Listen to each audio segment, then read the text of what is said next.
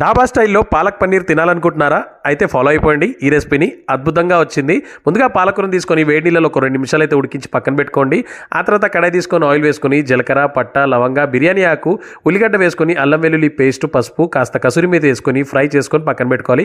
మిక్సీలో పచ్చిమిరపకాయలు అలాగే ఉడికించిన పాలకూరను అయితే వేసుకొని పేస్ట్ చేసుకొని ఈ పేస్ట్ని కాస్త కడాయిలో కలిపేసుకొని మంచి కలుపుకుంటూ పాలకూరని బాగా మగ్గనివ్వాలి. అప్పుడే టేస్ట్ బాగుంటుంది. ఆ తర్వాత కాస్త ఉప్పు, కారము, ధనియాల పొడి, గరం మసాలా కూడా వేసుకొని ఇంకాసేపు ఫ్రై అయ్యి ఆయిల్ తేలాక నీళ్లు పోసుకొని బాగా ఉడికించుకోవాలి.